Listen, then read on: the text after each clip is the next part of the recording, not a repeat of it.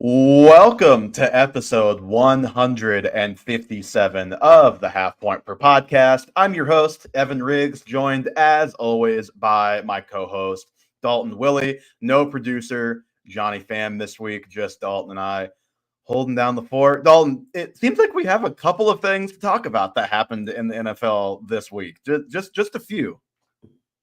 Yeah, well, I think we really need to talk about playoff hero, multiple back-to-back teas of the fantasy preseason, Marquez Valdez-Scantling being released. I mean, this could be a game changer for fantasy. Whoever rosters him, I think you hold him and you wait till he ends up on a team that will utilize him in the deep game like we all know he can be. Yeah, clearly the biggest news out of Buffalo. What's going on with Marquez Valdez-Scantling? With that said, Dalton, we can jump right into it and start with Buffalo. But first, before we do that, we will get to some regression candidates, as is mentioned in the thumbnail, but we have some real-life NFL trades to talk about that have a pretty big fantasy football impact, I'd say, on three teams. I don't really want to talk about the Browns very much, but we can touch on that a little bit. But we'll start with Amari Cooper from the Cleveland Browns. He is headed to the Buffalo Bills for, I believe, a conditional third-round pick or a third-round pick plus a 6 or a 7, something to that regard. Let's start with just the Amari Cooper side of things. He is not a one-for-one replacement for Stephon Diggs. I don't think people are trying to say that, but I do think there is a pretty great deal of excitement for Cooper out there right now. And obviously part of that is the situation he's going to, and part of that is the situation he's leaving, which has been, I don't want to say arguably, has been the worst situation in the NFL in Cleveland this year, offensively and especially passing offensively. So Dalton, rest of season from this point on, fill in the blank here. Amari Cooper is a top blank wide receiver in fantasy football. I'm going to put him in the top 20. So, and this is going to be my concern with both him and Davante Adams, is both of them have had rather bad statistical outings to start the season in different ways. And Davante Adams goes back to last year. And a lot of it, and I think rightly so, is being written off to the environments they were in. Both of them clearly didn't want to be there. I think when Amari got traded, he said, stay in the same place and you'll rust or something like that, which is funny considering he's the only player in NFL history to be traded 4 times and never be a free agent. So they definitely weren't playing at their best, but I'm still slightly concerned that the Amari Cooper experience, he is on the age, he's turning 30. He's had a few injuries throughout his career. And then the other concern here is we do need to see an increase in the Bills' pass rate, which I'm not saying isn't going to happen, especially with a better weapon on the receiving core, but they are 22nd in the league right now in pass rate over expectations. So they need to bump that number up for him to be a surefire wide receiver 1, which I've seen some rankings out with him there. Well, and spoiler alert, for a player I researched for the segment later on, I knew the Bills had a very low pass rate. I think we all know that.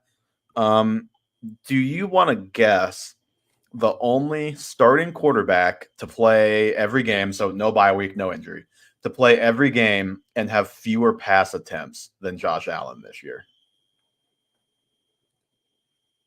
The only quarterback to play every game and have fewer pass attempts than Josh Allen. Yep, AFC. Well, Will Levis hasn't. Is it Trevor? It's not Trevor Lawrence. No, not Trevor Lawrence. Will Levis is below him, but he missed a game. Is it CJ Stroud? Is it going to be a weird one? No, it's one that'll make sense when I say it. It is Justin Fields. Justin Fields has fewer passing attempts. I think it's like 2 or 3. It's very close, but it's like, oh, so the Bills really are down that low in passing game. Well, to be fair, there was a game where the Bills were blowing out. Yeah, they've had really weird games this year. On top of just kind of the they want to run the ball narrative and also kind of truth, I think, to this season. they've had some weird games where they have absolutely destroyed teams and not had to run the ball. And then also the Texans game where, I mean, Josh Allen completed less than half of his passes, and they just weren't picking up any first downs, and you just weren't running play. I mean, so they've just had kind of a weird season from that regard. But I do think it's fair to say they have wanted to run the ball, and they've wanted to run the ball since the offensive coordinator changed last year. Now, with that said, when you look at this year and the low volume, it's like, yeah, they want to run the ball, but also it's part of that because the aforementioned Marquez Valdez-Scantling, and then also you have Mac Hollins out there at the X receiver spot. Is it because those guys are your outside receivers, and also Khalil Shakir has been a little bit banged up to begin this season? So like you just don't have much juice in the passing game. So I do think Amari Cooper, I'll agree with you, top 20 receiver. The rest of the way, I would not pencil him in for top 12 because even though I do think the Bills probably will pass more, I don't know if we can guarantee, hey, this is going to be the Bills of old passing volume. And he's definitely not like, oh, yeah, this will be Stephon Diggs even last year in the early part of the season or anything like that. Because, I mean, Cooper himself, and I don't know if you touched on this, I was checking our audio, so I was kind of in and out of listening to part of your first point. He has had a rough season, and I know part of that is the quarterback has had a really, really rough season. I think Matt Harmon had this stat the other day that over half or about half of his air yards are uncatchable targets from the quarterback this season, which I have to believe is the most in the NFL. But also, he ranks dead last on ESPN's open score right now. He has the most drops in the NFL right now. So, I mean, that's kind of always been the Amari Cooper experience, though, a little up and down. Right now, he is 6 points per game below expected fantasy points. So, there's a lot of variables for Amari Cooper right now. I think the bottom line is he's not as bad as it's looked through this first month. He probably has been quiet quitting a little bit in this first month because who can blame him? And I think we're going to see a good but not great rest of season for Cooper. Yeah, and I think he is very archetypically similar to Stephon Diggs. Like they're similar players. Stephon Diggs has obviously done it at a higher level. This is going to be the best quarterback play of Amari Cooper's career since Dak Prescott. And I think Dak is in the same vein as Josh Allen, and they need somebody to take that top off. So I think it's going to be a really good reassessment for him. I'm going to be really excited to see if his home and away splits stay the same as they have throughout his entire career, or if that gets figured out here in Buffalo. But overall, it's a huge positive, and I'm sure there were several leagues where Amari Cooper was a waiver wire candidate for several teams. Yeah, no. And I just said last week I don't want to even think about having to start Amari Cooper right now. So I think that was probably a distinct possibility. Here, while I set this one up, Dalton, do me a favor. Unplug and plug in your mic and see if you're the ringing that's happening right now, because I'm hearing it. I don't know if other people are hearing it. We'll see if we can get that fixed. The more interesting, and maybe it's my headset. So if that's the case, that's fine. Khalil Shakir and Dalton Kincaid are kind of the guys where, we saw some stuff on Twitter that I think pronounced those guys as dead as of the arrival of Amari Cooper. I think that's a little strong, but also obviously those are the top two weapons. Now you add a new, probably top weapon in the offense. It's going to impact those guys in some way. So if you had to just put a number on Shakir and Dalton Kincaid at their positions rest of season, where would you put it at? And I'll start, and then I'll let you give yours and expand on yours, just so I'm not stealing your thunder on the numbers, or you're not stealing mine. I'll go Shakir as a top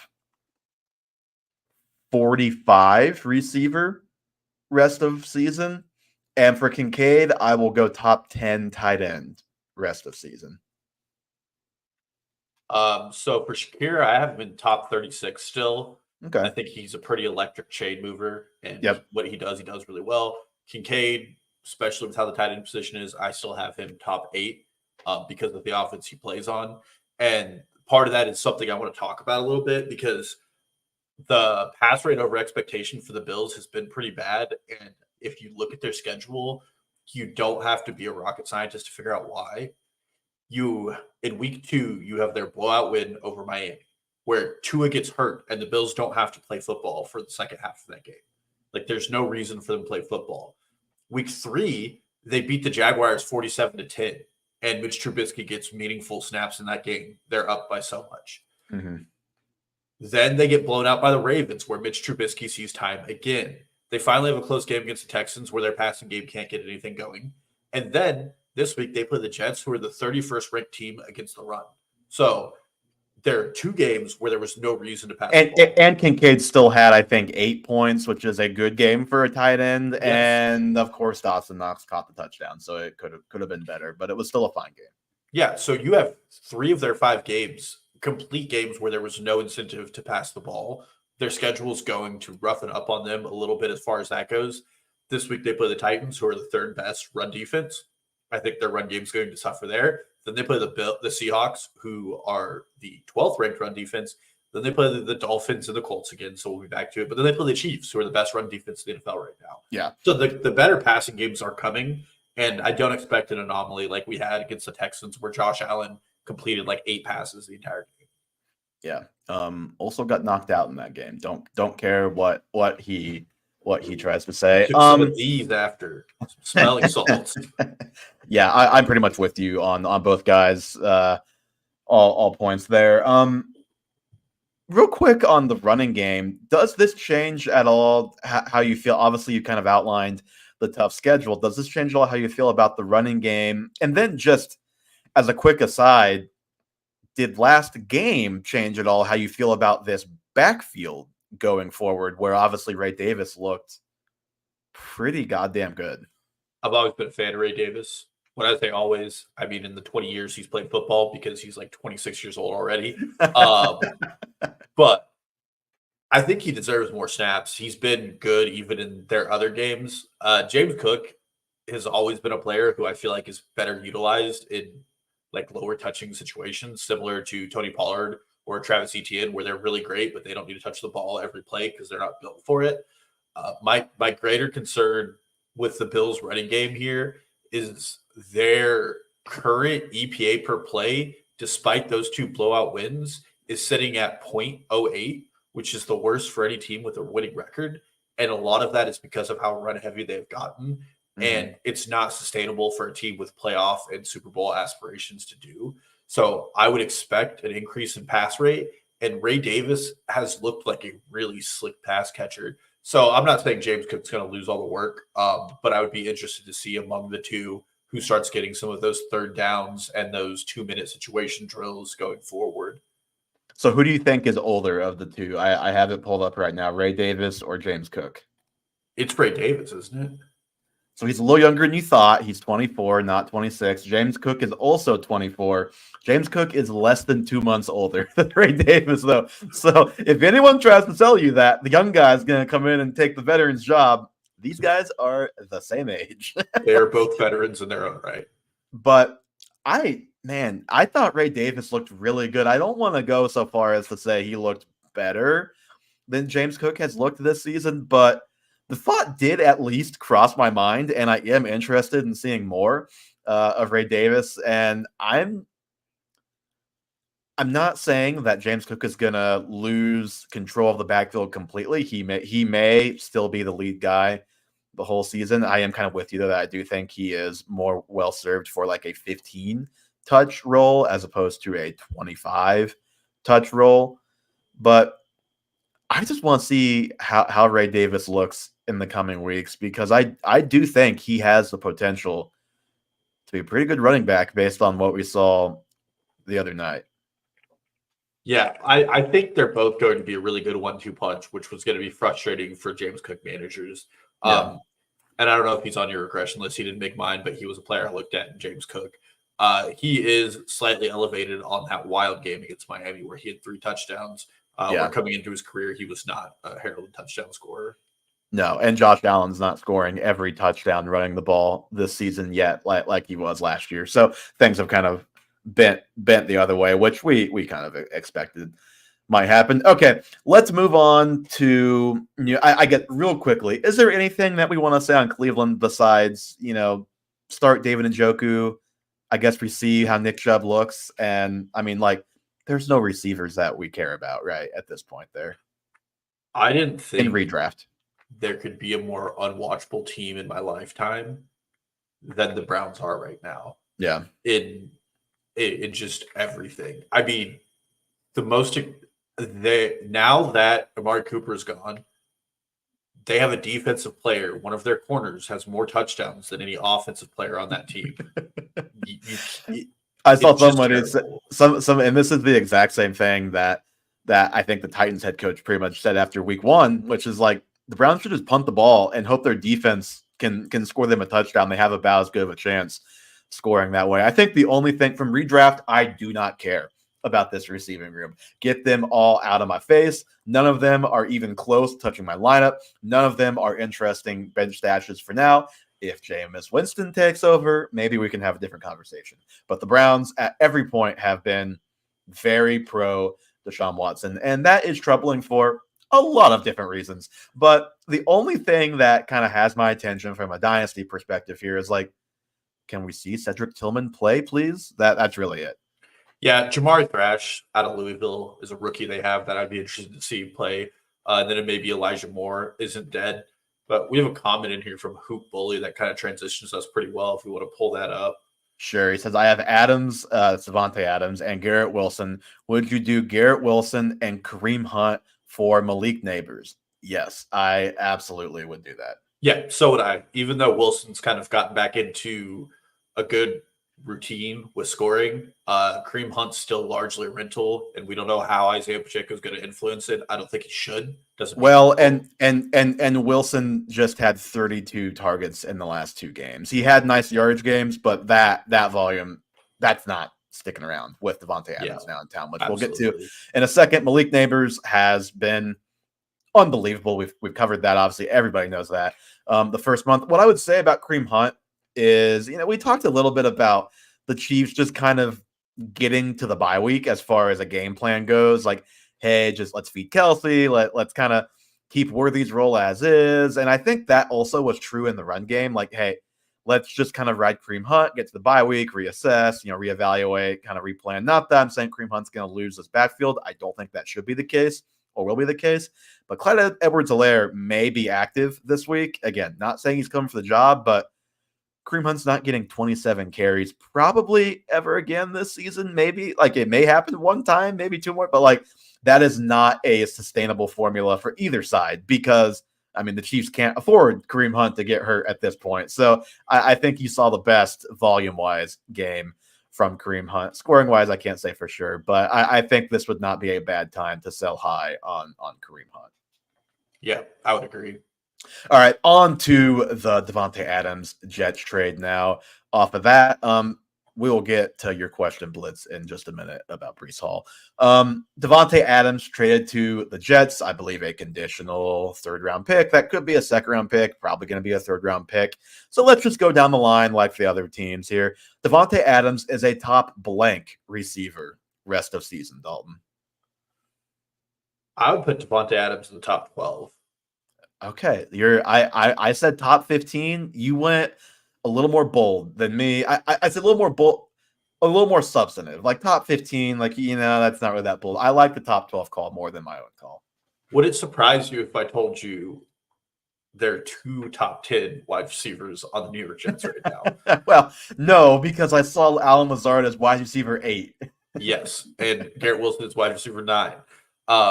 My general take on this is, first of all, I don't know if you saw, it took like 12 hours, and Devontae Adams and Aaron Rodgers were like sharing a house together on Pat McAfee. I was going to say he crafted McAfee interview, yeah. And this is a lot of breakfast happening here, Dalton. This is big. It's big. And this is exactly what is going on with Allen Lazard, in my opinion, where he's getting more targets than he's earning. I like to say targets are earned. Not with Aaron Rodgers. Aaron Rodgers has his favorites, and it's how he's played football for so long. We didn't see Devontae Adams break out for 2 years because they had to build this chemistry. And Yep, it's that was Jordy Nelson and Randall Cobb's team when Davante Adams was working his way up back in the day. James Jones came off the street and led the NFL in touchdowns for Aaron Rodgers like 7 years ago. And this is going to be like a real connection and probably a real feeder. There's been a lot of talk out of Jets camp that the line and the players don't get Rodgers calls at the line, which is where he makes like his bread and butter. I know Davante Adams is going to get them. He's going to be an improviser for Aaron Rodgers. And I mean, it's just wild that on that interception, which looked like it could have been both guys' faults, Mike Williams and Aaron Rodgers. Rodgers came out and basically was like, yeah, I was throwing this. He ran this. He was wrong. He's got to run this. And then they trade for Davante Adams. If that kind of tells you where the headspace is at with all of that stuff right now. And now Mike Williams is on the trade block. There is not a more cutthroat job in America than being a receiver for Aaron Rodgers right now. Yeah. So I'm saying top 15, and I feel like I'm probably in line. I think most people are pretty in. I was kind of wondering if people were gonna be like, yeah, but Adams not the same guy. Which again, not quite the same guy, but Matt Harmon had a little sneak peek of his reception perception profile just through 2 weeks this year, and I'm trying to remember. I think week 3 was actually his big blow up game, so this wasn't even one of his big statistical games. It was weeks 1 and 2 that he looked at, and basically, bottom line is Adams is like. So for the visuals out there, he was here, way up high, for a long time. Now he's like here. He's like a little step down, but still very good, still better than most. So I think the people that think he is kind of done or just not the same guy, best are behind him, I think they might be a little bit surprised. I still think this is a very good player. Like the Jets have not been great in the red zone. How many back shoulder throws are we going to see to this guy in the end zone? Like those are absolutely coming. He is going to command volume because he's great and because he knows the quarterback. So I think it's just full steam ahead for Davante Adams. And you can spin this multiple ways for Garrett Wilson. You can say this is great, no more bracket coverage, less attention, or you can say, oh my God, this is terrible. He's gonna get so many fewer targets. So Dalton, where do you fall? Garrett Wilson is a top blank receiver. Rest of I season. have him as top 24. And I have him as top 20, so a little bit higher than you. When I say that, because I would have him under Amari Cooper in most weekly rankings, matchup dependent, and a lot of times. But I have a couple of problems with Garrett Wilson. One, he still has not proved that he can be effective on a low target total like other really good wide receivers have done. And the second problem is how he wears his freaking jersey, right? Well, and the second problem is I don't think he's going to get fed much in this offense. I'm a little worried. Like when it's just him and Lazard, it's easy to be like, well, they'll both get the targets. A little concerned that Lazard is going to be getting some of the targets that in any functional, non-nepotistic offense go to Garrett Wilson. Well, and the thing so far is like where they've struggled is it's down the field stuff. And Garrett Wilson, his ADOT is still, I mean, we talked about this through a couple of weeks and we're like, yeah, this seems weird. His ADOT is still extremely low. And he's just not getting the ball down the field. It's all around the line of scrimmage. So to your point, that is why he has to have the volume right now to produce, because he is like getting treated like he's Amon-Ra St. Brown. And I love Amon-Ra St. Brown. But Amon-Ra St. Brown also has built-in volume almost every week because he is awesome. So is Garrett Wilson. But, I mean, I guess we'll see. Yeah. So overall, I would be concerned if I was a Wilson owner for non-talent related reasons with Garrett Wilson right now. I just have to believe that the downfield stuff will come a little bit more as the season goes on, even with Adams. But I think we're both in agreement, most importantly, that Adams over Wilson rest of season. You're starting both. It may be a bit bumpy on a week-to-week basis, but I think when you look, from week 7 forward, you're going to see both guys in the top 20 to 24 as long as they stay healthy, of course. And I mean, Aaron Rodgers, is he a top 12 quarterback? Is he a starting quarterback consideration for fantasy? I still need to see more because I think we've seen 2 okay games to pretty good and 3 or 4 games where it's been like, ooh, I don't really love what I'm seeing out of this guy right now. Yeah, he's not for me. They have Todd Downing calling plays who might be as bad as Nathaniel Hackett. Like, yeah, I would start Bo Nix over Aaron Rodgers because there's a rushing floor with Bo Nix. Clearly, so far. Help, hurt, or stay the same for Brees Hall. I think it's maybe a little bit helpful just because the offense will hopefully move the ball a little bit better. I would say the same. One thing I found when I was researching some of our regression candidates for later, Green Bay is second in the NFL in pass rate in the red zone. So You mean I the don't Jets? think. The Jets? Yeah, sorry, the Jets. Green Bay of the East Coast, Yeah. basically, at this point. The Jets put out a Green Bay tweet earlier of Aaron Rodgers, Devontae Adams highlights. Pretty funny stuff. But yeah, I don't think the red zone work's going to be there. And he had a good rushing game, and it looks like Downing likes him more than Braylon Allen. So those are some positives, but that's about it. Yeah, he did definitely get the volume that I think he should be getting, but how that split should be working in this backfield this last week. Although Brees Hall, how do you not score that ball on like the 5-yard line when it's just you and whatever safety that was? Come on, man. Brock Bowers, Jacoby Myers. I mean, the tight ends you're taking over Brock Bowers right now are probably Kelsey Kittle. That might be it. Yeah, I mean, Brock Bowers to the moon. And then Jacoby Myers, which, not to toot my own horn, Dalton, but I said it before the season that this could be potentially a thing with Jacoby Myers. If Devontae gets traded, Jacoby is going to get a lot of targets. Will they be high quality? No. Will he have a lot of attention? Yes. Will he get the ball a lot? Also, yes. Wait until you learn about Trey Tucker, buddy. Trey Tucker is interesting too. But I'm not sure he's someone you're thinking about starting yet. But in a month, I could you get in the more bye weeks, more injuries. He could be a fill-in guy for sure down the line. Okay, before we get too far off of this topic here, we do have the trade in the chat. Brees Hall and DJ Moore for Justin Jefferson and Jordan Mason. He is on the Jefferson side, trading for the Brees side. And the thing that makes me nervous right off the rip is I think Christian McCaffrey's going to be back early November is what it seems like. That's what they're saying. Now, you could tell me I don't trust a word the 49ers say, and I will say, you know what?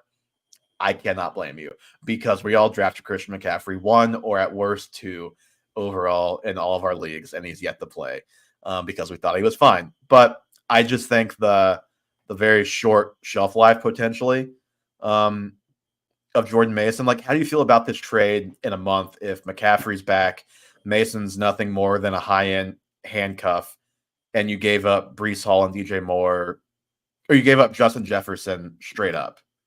I'm leaning on keeping Jefferson, to be frank here. You've passed the bye week for the Vikings, which I think is big, depending on your record, all things here. But you've gotten past that bye week, and it's just hard to replace that caliber of player. And Brees Hall hasn't been that elite player so far this year. DJ Moore has had his on again, off again games, which I think he'll get more consistent, but I don't know how many blowups he's going to have. And like I said last week, when you go to Germany for medical treatment, it's concerning. And he has tendonitis in both of his legs. There's no reason for the Niners to run out a 90% Christian McCaffrey all season. And Jordan Mason's probably the beneficiary of at least some like flex-worthy appeal in the early weeks. McCaffrey is there, especially the between the tackle stuff. Mason's not their pass catcher, and they'll probably utilize McCaffrey in that way. But I could see Jordan Mason keeping some of that early down work, which is very profitable. We saw Isaac Arindo come in off the street essentially and be really, really good last week. Yeah, so I think I'm going with the Jefferson side of this trade too. Part of me, again, I am concerned about the Jordan Mason of it all. I'm with you though. Like, you go to Germany, like that's where all the NBA guys go when they can't get their knees fixed over here. Obviously, Achilles, different thing.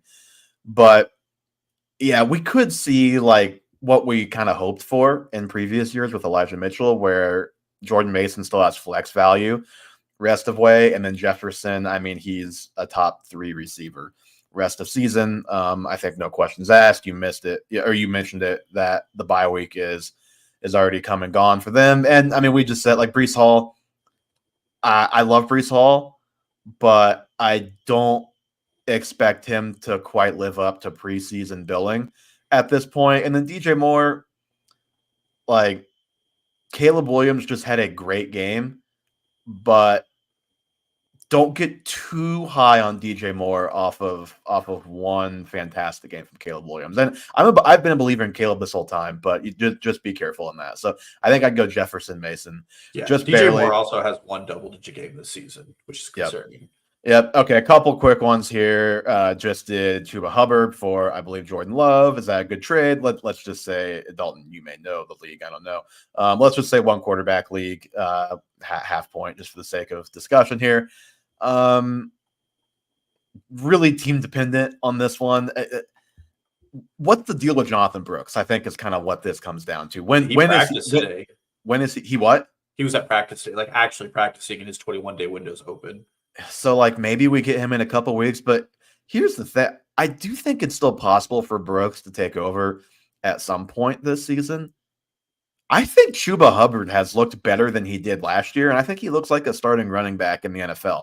Does that mean he's going to hold off Jonathan Brooks for the whole year? No. But does that mean that he's not just going to turn the dust when Brooks comes back, kind of a la, Jordan Mason potentially? Yes, I think that is very, very much possible. So I'm very torn on that, and it really depends on, are you desperate for a running back now? How are you at quarterback? So I think it's a fine trade. The team dependent a little bit, but yeah, I mean, I kind of like the Jordan Love side. If you're deep at running back, Hubbard was probably a late pick for you, and there is going to be Jonathan Brooks lurking back there, but Hubbard has been, like, by all metrics, really, really great. So I think it's a good trade either way, depending on what your team needs are. Yeah, Drake London and Raheem Mostert for DK Metcalf and James Conner in a PPR 2 flex league. He gives his lineup there if you want to take a look. I mean, I don't know, man. I can't get too excited about Raheem Mostert this year, and maybe he'll prove me wrong and he'll finally be healthy and the Dolphins will get back on track, get Tua back in the lineup in a couple weeks. But yeah, I would do DK and Connor. Yeah, like I'll talk about DK here in a few minutes, actually, but he's had a very nice season, potentially in line for more. And then James Conner, just kind of set it and forget it. Top 20 running back. Yeah, no, I would trade it. London's look great, but you're just insulating yourself from injuries. Yeah. I don't know how to handle this one. What does a trade for Brian Robinson Jr. look like? Has a deep team and trying to get rid of Jordan Mason. I mean, if you're looking to fill in the blank, basically, Jordan Mason plus what gets you to Brian Robinson Jr. I mean, is it like a guy we talked about earlier? Does Khalil Shakir? It's probably kind of a sell. It would be a buy low if you're trading Shakir. So he's probably not the best name, but kind of somebody in that range, like a top 36-ish type of receiver. Does that get you there, or does it still have to be more? Yeah, that's a good starter offer. If I was the Brian Robinson owner, I'd probably be pretty hard to let him go because that Washington offense has been so exciting. But like a Jackson Smith-Njigba, who hasn't been great, but like there's name value around that. Amari Cooper plus Jordan Mason for Brian Robinson is probably something I'd be closer to thinking is a fair deal. I wouldn't give it. Yeah, I think Cooper's not a half bad sell high guy right now. Yeah. But I wouldn't be giving up like a top 16 wide receiver on the running back front. It's a little more difficult, but a Chase Brown and a Jordan Mason for Brian Robinson is something I would do. Some players. Do you think you could get J.K. Dobbins for Brian Robinson straight up? No. If you wanted Robinson? No. Really? I kind of think you might be able to. No, I don't think so. I think when he's healthy, he's gotten the lion's share of their rushing work, and he's just been so good at it. J.K. Dobbins had 25 carries. Gus Edwards on IR. He did, but he has Kamani Vidal in the wings.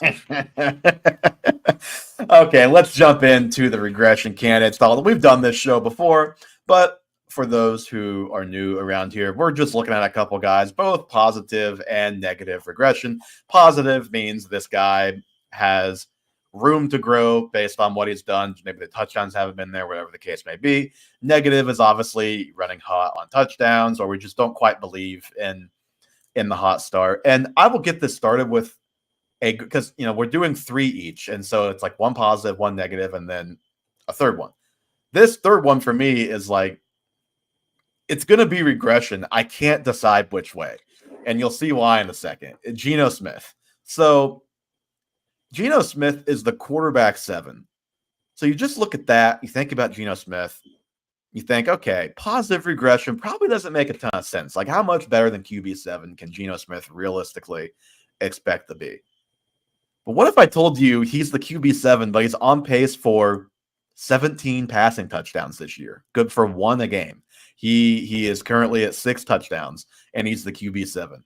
That is because he's on pace to throw for over 5,000 yards. So I can't decide, is the yardage going to come way down? Is the touchdowns going to go way up? Are those things going to balance out and kind of even each other out? But I did just want to use that as kind of a launching point to talk about the Seahawks and about Geno a little bit, because I do think there is room for him. And probably more pertinently, like if the touchdowns go up, yards go down, like the receivers could have some better luck as the season goes on. I mean, he has a 2.4% touchdown pass rate right now, 3rd lowest in the NFL. And the Seahawks have been the most pass-heavy team in the NFL this season. He has a league high 251 pass attempts. Dak is second at 224. Their drop back rate is a league high 70%, which is 8% above expectation. You even have Kenneth Walker getting a lot more involved in the passing game. I believe he set career highs in receptions 3 weeks in a row. He's on pace quietly for 78 receptions in 15 games. That, of course, because he missed 2 games, which if Kenneth Walker does that, he's going to be a top 5 running back at the end of the season. But you have DK Metcalf, who is wide receiver 16, despite only having 2 touchdowns this year. You have Jackson Smith and Jigba, who you mentioned, like maybe not the most inspiring start, but he's still wide receiver 29 this year just because they've thrown for so many yards. He only has 1 touchdown. Tyler Lockett, wide receiver 31. And like DK Metcalf, 3rd in the NFL in air yards this season. So I think these weapons have a lot of potential room to grow just as fantasy assets this year because of the fact that, I mean, they're going to throw for more than 17 touchdowns if they keep up anything close to this passing volume. Yeah, what I think is important to consider with the Seahawks offense is this is Ryan Grubb's first time calling NFL plays. He's done a pretty good job at it, all things considered. The Seahawks offense has been pretty explosive, and he's learning and he's getting better week to week. This offense is still probably figuring out a lot of the concepts he's trying to employ coming from Shane Waldron. So I would be pretty positive on Geno Smith's touchdowns going up. There's just been a couple of unlucky moments just thinking on it where Kenneth Walker has been stopped at the 1 or 2 yard line from passes Geno Smith has thrown. There was the much debated pick where a lot of people think DK ran too deep of a route where if he would have just stayed in his route, Geno could have thrown it. He definitely did. He definitely did. I'll save you the maybe. He definitely did. And then there was also a wide open DK deep shot where the offensive line just didn't hold up for Geno. So the opportunities have been there. And I think that the Seahawks offense is incredibly fun. I mean, they have 4 weapons, 5 if you count Noah Fant, that have just been really exciting to watch. I love how you just snuck that in there, like as if I wouldn't notice. But I think that there's some positive regression here. The Seahawks haven't gotten to play the Rams yet, and the Rams are one of the worst pass defenses. So that'll be an exciting one to see what happens. To Corion's question, how does one regress positively? I'm just going to tell you to look up the word regression because you clearly missed high school English, man. But good luck out there. But yeah, when it comes to Geno Smith, all together, like there's a ton of positives to this passing game, and they're really unlocking him. So I'm pretty excited about it going forward. Yep. Who is your first regression candidate? So in a similar one, I put down the 49ers passing offense because this is also a set of passers that just haven't really hit. This sounds like a Brandon Ayuk tweet is coming. It would be Brandon Ayuk and Debo, not George Kittle because he's hit every week. But Purdy's second in the league in passes inside the 10, but he only has 3 touchdown passes. They're 3rd in pass rate over expectation, but there's just not a ton of like all-around touchdowns occurring in the red zone despite their high pass rate over expectation. Brandon Ayuk is 6th in the NFL in red zone targets, but doesn't have a touchdown on any of those targets. And Debo Samuel is 14th in the NFL on red zone targets, but also doesn't have any of that. So when you think about it, this 49ers offense is just not clicking in the red zone, and they're going to because they're going to continue to pass the ball in the red zone. So I think for Brock Purdy, who has had a pretty good fantasy start, there's a ton of upside with him. And then if you think about these pass catchers, Brandon Ayuk has really been a zero in a lot of games for you. And he's going to be getting better. And then Deebo Samuel, he's been pretty good already, but there's still a ton of upside for him. Yeah, I mean, Ayuk has, what is it, one double-digit game? And it was like, oh, my God, yes. Finally, Brandon Ayuk is back, and then he throws up a stinker the next week. And it was even in a pretty good matchup. He threw up the stinker. So, yeah, I mean, it's kind of funny because I think Purdy has been better this year than last year. But just the big blow-up days, fantasy-wise, haven't quite been there yet for his guys. And you mentioned the touchdowns. Like one of those touchdowns they did manage to have was a George Kittle like triple coverage catch. So like even that certainly didn't come easy. Yeah, I think there's a lot of room to grow here, and especially it's very clear. Like love Jordan Mason, he's done a valiant job. But if they get Christian McCaffrey back, that does just kind of transform this offense and transform this passing game too, and what the defenses have to worry about. So I think that would obviously be a really big deal if McCaffrey is back and pretty healthy and able to be moved all around, because it changes the way that they can use Deebo too. Less out of the backfield, more in the like jet sweeps and downfield stuff. So it just puts everybody kind of in the place where they should be if Christian McCaffrey is back. Real quick, Corey in 2121, I don't know how you're on a fantasy football podcast and never heard the phrase positive regression. Okay. Second guy on my list. I say this with a heavy heart. This is not a guy who I have liked to talk up much over the last couple of years. But, Dalton, I'm here to say the hate has gone too far on one George Pickens this year. Now, he is the wide receiver 46 in fantasy this year. He is at 4.3 fantasy points per game below expectation. When you consider the fact that he's only scoring about 7 per game, he's missing a big chunk of production based on what he should. Now, there are a lot of reasons for that.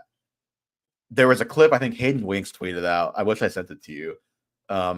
If you didn't happen to see it, it's just all of his targets in the Raiders game. And basically it's just like, I don't know what's going on here, but something goes wrong every time, whether it's an off-target pass, a drop, not a great route, whatever. Like it's just something different every play. It just like was a snake-bitten game, and that's kind of how the season has gone for him a little bit. The two things that make this possible. Number one, and we haven't mentioned this yet, Russell Wilson is now the starting quarterback. For how long, I don't know, but Russell Wilson is the starting quarterback for the Pittsburgh Steelers. Number two, he has improved as a route runner pretty dramatically this year so far. Now, we'll see what, as we get a larger sample and reception perception. I'll be interested to see that down the line. But, I mean, he's been really, really good against man coverage. He's been solid against zone with room to grow there. And, I mean, you'll know if you've listened to this podcast for any length of time, we've been pretty anti-George Pickens because that man-to-man score, particularly in reception perception, has been not good. And he's kind of finally showing out as that big bodied X who doesn't have to make highlight catches every time to make plays. It just has not shown up in the box score yet. So the next thing, of course, is Russell Wilson not being quarterback anymore. The team is 4-2 with Fields. I can't say that I know this is the right decision or not, but what I do think is happening here is Tomlin is looking at how they've gotten the 4-2. And it's like, this just isn't going to get it done in the playoffs. We can't be this run heavy. We can't kind of be this handicapped at quarterback. We have to be able to make more plays in the passing game. I just don't know if they're set up with Russ to be able to do that. Like the old line's banged up, Fields helps the running game. There's a lot of reasons to keep Fields in there. I don't know if it'll work out. I kind of respect taking the chance because, I mean, the worst that can happen is they go back to Fields in 2 weeks, and it just kind of is what it is. But I would say to Mike Tomlin that you should consider these things in the offseason when you're making your moves and maybe decide to be bad and draft a quarterback or something at some point. Yeah, this feels like a situation where a parent promised their kid a toy and the toy was sold out at every store. And so they spent double the price of it off Facebook Marketplace. Uh, because there's no reason I think Russell Wilson should be starting when you're 4-2. And Justin Fields has given them some juice with his legs that Russell Wilson just doesn't have. Oh, yeah, definitely not. On the George Pickens point, though, it's pretty exciting for George Pickens to have Russell Wilson under center. Yep. We identified that the preseason and in the early part of this year is a really positive matchup for the two because of Russell Wilson's tendency to throw into tight windows and George Pickens' ability to make the most acrobatic catches known to man. And yep, and into tight windows, but specifically down the field or on the outside. And George Pickens is really good with out routes and really good down the field. And Russ is terrified to throw over the middle. So, those things kind of match up. yeah, and on a per route basis, he's 7th in separation created, looking at fantasy data. Everything with George Pickens right now has to be on a per route basis because Arthur Smith is not playing his best players, which he came out and said openly. Yeah, and I mean, I get it. Like, you want better effort from Pickens, but I don't. It's just, no matter where Arthur Smith goes, and it's so funny he used AJ Brown. Like that for Derrick Henry, AJ Brown. It's like, yeah, man, look how much better AJ Brown got the second he wasn't on your team anymore. Yeah. But I think there are better games ahead for George Pickens. 26% target share, career high. Like, that's alpha number one receiver level of target share. Yeah, still have yet to see a game where the Steelers really have to start opening up that passing game and not rely on their run game. They've been close enough where they can run the ball pretty frequently. So, I mean, going forward, if they get in one of those negative game script situations, it has to be George Pickens getting the ball. I don't know who else is going to get the ball. Yeah, I mean, you have Calvin Austin, you have Roman Wilson. I mean, it's Pickens and Pat Freiermuth. They don't have any other receivers that really scare you. And you know what's funny? I was looking at air yards. He's 6th in the NFL in air yards. Metcalf 3rd. I mentioned obviously. George Pickens 6th. Calvin Ridley is 7th. That is coming off of a 8-target, 0 reception game for Calvin Ridley, which is just hilarious. Chris Godwin is, and then if you're looking at first read target share last week, I think it was 3rd. Yep, 3rd for George Pickens last week in first read target share. Obviously, that didn't amount to fantasy points. It was Drake London, T. Higgins, 1-2.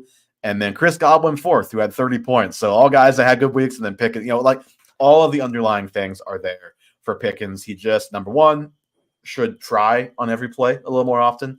And number 2, he should catch the ball a little more often. He has had too many drops. But other than that, he has been good this year. Yeah. Before we jump to the next one, we can take Parker's question here. Should I trade Jordan Addison and Chase Brown for Amari Cooper and Rachaad White? I would say absolutely not.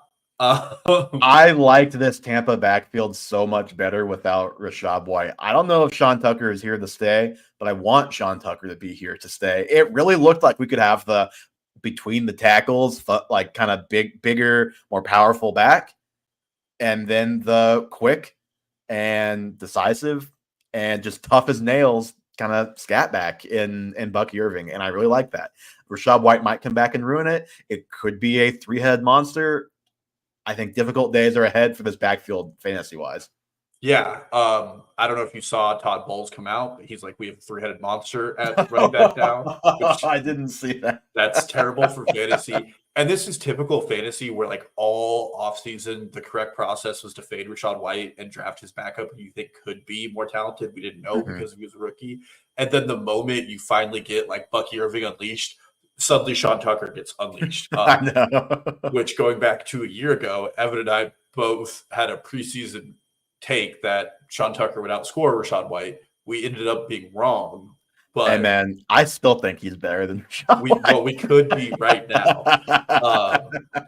But on the rest of the assets of that, after the fumble, Zach Moss was essentially a 0 for the Bengals. So Chase Brown is definitely on the up and up. Chase Brown tried to one-up him by fumbling on the last drive. So there both some issues there. But Chase Brown is eating into it more and more.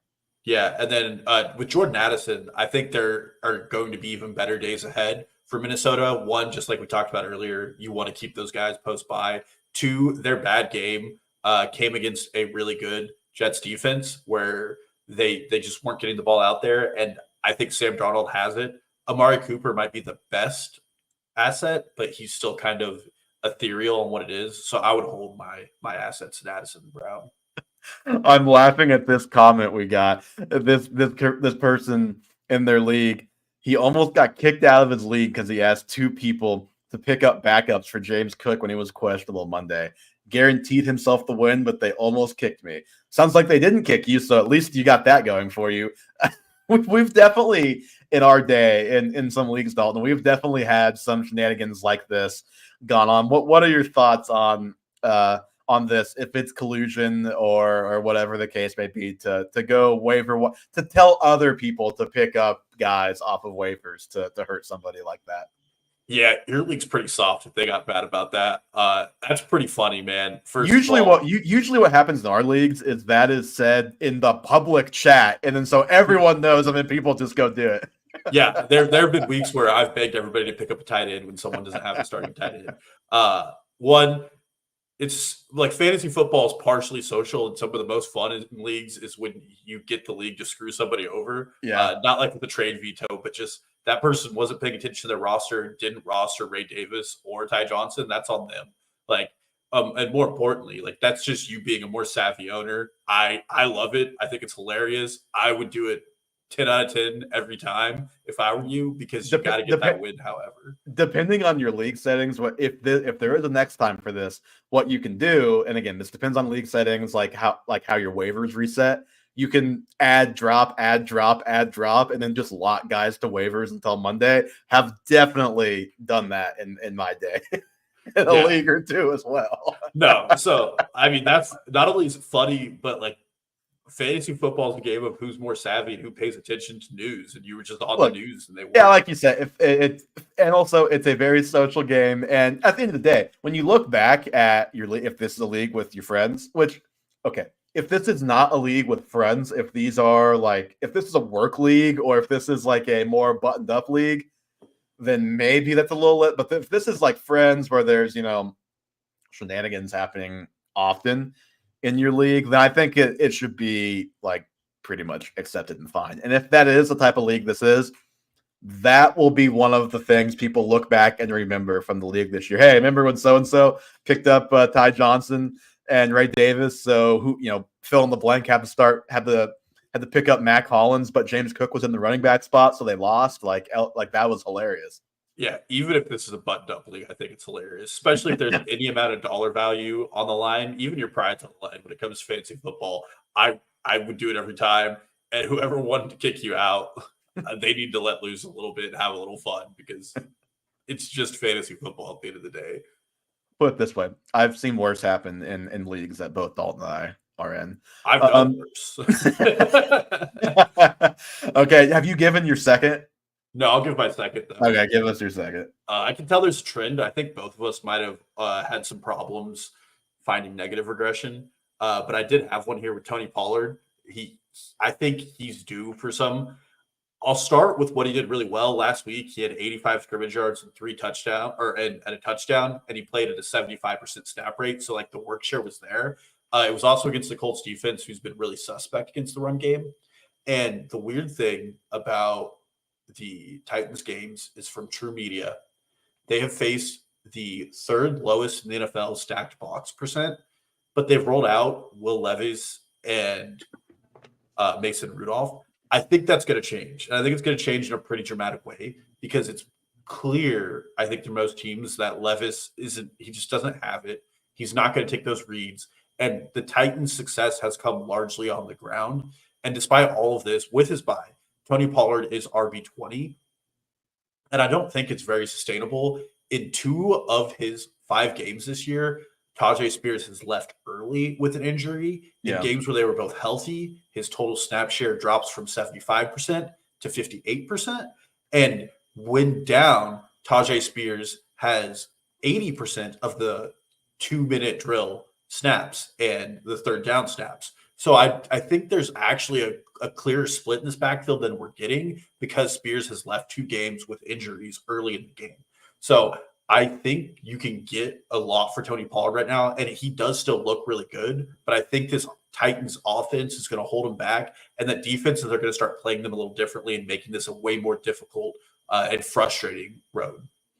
Look, if you want to get a lot for Tony Pollard right now, I think there's a tweet out there. Just I don't even remember who tweeted it, but just search Tony, like that's 2021 Tony Pollard. Someone tweeted a clip of him scoring a touchdown. I think it was on the draw play the other day, where he did look explosive, and I was like, wow, that's 2021 Tony Pollard. It's like, yeah, just send that to someone in your league, and you'll be able to get a good value for Pollard.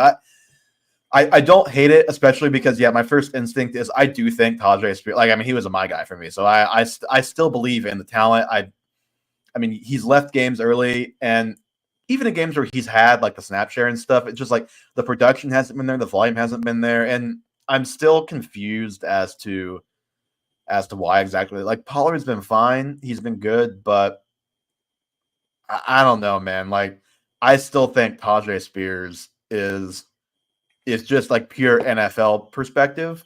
I would rather have him be my running back than Tony Pollard. So obviously, these coaches know a lot more than us in most cases, I would say. But I do think there is potential for a kind of Tajay Spears mini breakout down the stretch at some point this year. And if that happens, obviously, then it's too late to sell Tony Pollard. Yeah. That's kind of what I feel with Tony Pollard. I just don't think it's very sustainable. And there's some running backs who are underneath him in points per game and scoring that I think have better days ahead of them. Okay, name a couple. So we did kind of talk bad about it, but Bucky Irving's down at RB28. If that Bucky Irving owner is feeling a little on less solid footing after Sean Tucker, I would shoot for that. In part because, but it would have to be Bucky Irving plus something, right? Like you like with the way the markets are right now for both guys, you can't trade Pollard for Irving straight up. You have to get more. Yeah. Another guy who I bet the owners are pretty upset with, he is one spot ahead of Tony Pollard, but he hasn't had his bye, is Josh Jacobs.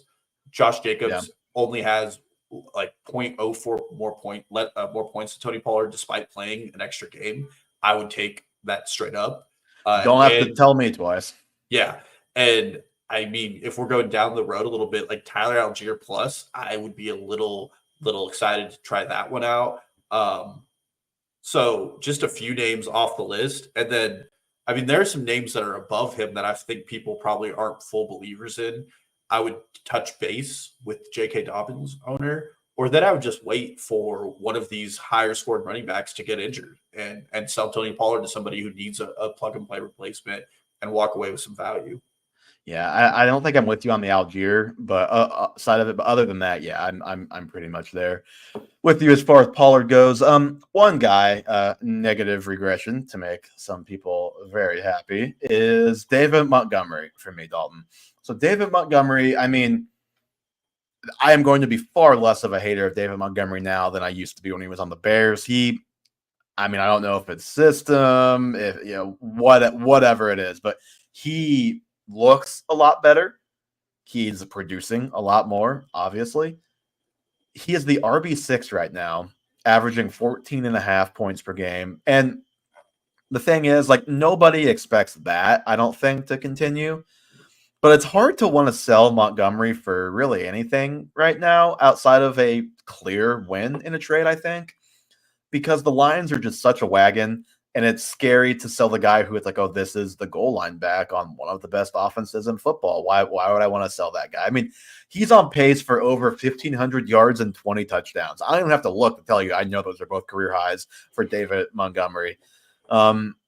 What I am concerned about is, and it's not like Jahmyr Gibbs has been non-existent. He himself is like a top 15 running back right now. He's RB12 with the bye. Yeah, so like we kind of saw this last year where it was a little bit of a slower start for Gibbs. And it's a little different this year where it's not really been volume-wise. He's been about the same as last year when they've played together, around 15 touches a game, which is what he was last year in games they played. But you look at the second half of last season, if you just go weeks 7 through 17, which I will admit to you, it's a little misleading because Montgomery missed 2 games in that stretch, but Montgomery is running back 24. Gibbs is the running back 3, and it's 17-13 in points per game. So even just points per game, Gibbs was a fair bit better. Montgomery had 0 20-point games in that stretch. Gibbs had 5. And in that stretch, Montgomery did not ever have 20 touches in a game. Gibbs also did not either in games that they played together. So if you go weeks 9 through 17, the biggest difference really in that stretch is so for weeks 9 to 17, Montgomery had 6 rushing touchdowns. He already has 6 rushing touchdowns in 5 games for the Lions right now. So I just have a hard time believing that is going to continue. And for as good of a player as Montgomery has proven to be, like Gibbs is just a much more explosive player. I still think he is a better player. And I do think as the season goes on, not that we're going to see him get unleashed as far as a lot more touches, but just different types of touches. We'll see the playbook open more, get him out in space more. Like he's got he had a couple of receptions the other day, but he's had games with not very much volume in the passing game. I think we could see that change down the stretch this season as they have to kind of open up that playbook. And I just don't think Montgomery is going to run this hot on touchdowns because I just don't ever expect anybody to run this hot on touchdowns for an entire season. So I do think we're going to see Montgomery fall back to a very good RB2, one you want on your team. Not one that you are looking to, like, I would still take him over Tony Pollard. So, like, to give you an idea, like, he is still a very valuable fantasy asset, but I do not expect him to be I'll say top 12 running back rest of season. Well, I would kind of inherit that concern you have with the loss of Aiden Hutchinson. This Lions defense was already pretty bad. They could get in a lot more shootouts. Whatever happened with Dallas this week is not the norm. What happened is Dan Campbell decided he had a personal vendetta for how they got wronged last year. And that man won me a parlay with that Amon-Ra St. Brown touchdown late in that game. So I love him for it. Wow, that's really funny. I lost $2,700 because they pulled CeeDee Lamb before he hit 110 yards. But neither here nor there. Jerry Jones keep calling in radio stations and threatening to fire them. Oh my God. Yeah, I mean, it's not sustained. So I really thought you'd have Derrick Henry here, and if you do, I'll stop talking. But I don't. No, I don't. This is my last one. I thought about it, but I was like, you know what? I've done the Derrick Henry thing, and I'm not going to go back to that well. Well, and to me, there's a difference in how these two are accruing their touchdowns. They're both the top 2 running backs in touchdowns scored in the NFL right now. In part because Derrick Henry is very much so the goal line back. This year, the splits haven't been as close. Last year, Montgomery had like almost all of their red zone carries. It's not been the case this year. Jahmyr Gibbs has 40% of them with the running back core. And kind of to that end, I mean, right now the touchdowns are 6-3, and Montgomery right now is number 1 among running backs in fantasy points per snap because of that. Inside the 10, the carries are 12-7 in favor of Montgomery. In the red zone, it's actually 16-16 with Gibbs having 5 targets and Montgomery 1, so he is out touching him in the red zone. It's hilarious. Montgomery actually has 5 touchdowns inside the 5. He was 5th in the NFL last season with 8 for the whole season. So like inside the 5, he's just running really hot right now. Yeah, well, this is one of those players where you can really, really get someone when they're in a pinch. He's had his bye week. You look at the teams. There's going to be a team that's underperforming. I would say first team I'm looking at, the Bijan team or the Breece Hall team. Both those teams are going to be underperforming. But more importantly, both those teams still have the bye week of their first-round draft pick that they're going to need a replacement there. And just wait. And when those times come and they don't have a plug-and-play where they can reliably win their performance, that's when David Montgomery becomes a really valuable trade asset really quickly because they're going to need that production and they're going to look at his outcomes. And he's going to look like a really tantalizing starter. And he is for the most part. But I agree with you. Like, he does not slot into the top 12 of starting running backs where he is right now. And that's even with his bye. Mm-hmm. Okay, your last guy before we hop out of here. My last guy, this is another positive regression candidate, CeeDee Lamb. So CeeDee Lamb right now is wide receiver 13, which for all things considered, wide receiver 11. For all things considered, doesn't seem that bad. But really, it's not been the CeeDee Lamb we were marketed. He has one top 14 week by PPR scoring and only 2 weeks better than the wide receiver 24. Part of the reason he's even up there is because he's consistently gotten like 8 or 9 points. In spite of that, he has a 24% target share in this offense, and he gets 9 targets a game. Some of the negatives here, his his catch rate over expectation is down 5.6%, and his target share in the 2 games without Brandon Cooks is 27.4%. I promise you, bigger games are coming for CeeDee Lamb, and in general, this Dallas passing offense, which has been a dud in a lot of games this year. I don't think we're going to be getting record-breaking CeeDee Lamb from last year, but I still think he's a weekly top 4, top 5 option in fantasy, and this is one of those players where I would not trade him because he's at the lowest his value is going to be for a bit. And I would be looking to go to that CeeDee Lamb trader and start talking to them. Like Terry McLaurin is right now ranked lower than CeeDee Lamb in points per game, but Terry McLaurin's last 3 weeks or even 4 weeks are significantly better. And that's a trade I would do straight up in redraft every time. Yeah. If that owner is feeling unsure, especially with the way they looked. Another player, Brian Thomas, is outscoring CeeDee Lamb. I would trade Brian Thomas for CeeDee Lamb straight up any day. And even if you have to do a little plus, like Brian Thomas plus Bucky Irving for CeeDee Lamb, I would do it. And I think that's a pretty good trade for a team that you're going to end up getting some like 25, 30-point performances out of this guy before the season's over. Yeah, and so I'm with you to a point. I don't know if I feel quite as strongly as you as far as CeeDee Lamb, top 4 guy rest of way. It's very possible. I'm not like totally out on it, not totally in on it. Kind of riding the fence as far as that one goes. I do think better days are ahead. My concern, obviously, is yes, I do think this passing game will get going a little bit, but like how much kind of remains to be seen. I mean, CeeDee Lamb right now is really the only viable weapon, period, on this offense. I mean, at least last year, obviously, we had our misgivings about Pollard, but they cannot run the ball at all.